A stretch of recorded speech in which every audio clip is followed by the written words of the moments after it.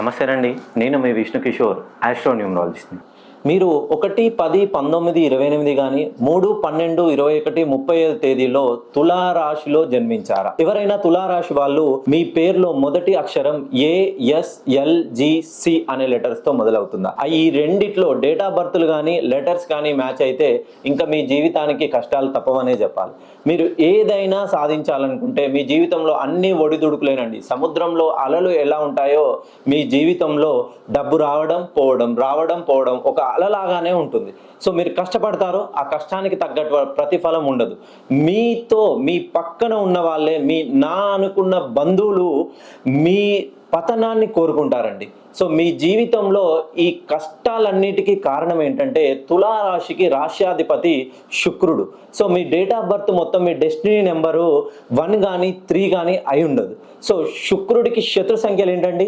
1 మరియు 3. సో ఇప్పుడు నేను చెప్పిన డేట్ ఆఫ్ బర్త్ ప్రకారం మీ డెస్టినీ నెంబరు 1 అయినా అయి ఉండొచ్చు, లేదా 3 అయినా అయి ఉండొచ్చు.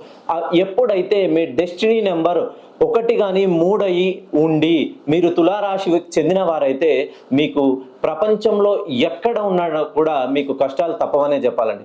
ఆర్థికంగా రోజు రోజుకి పోనీలే ఇవాళకి 1 లక్ష రూపాయలే అప్పయింది, రేపు ఏదో ఒకలాగా నేను సర్దుకుంటాను అని అనుకుంటారు. రేపటికి 1,00,000 కాస్త 2 రోజుల్లో 2 లక్షలు అవుతుంది, 3 లక్షలు.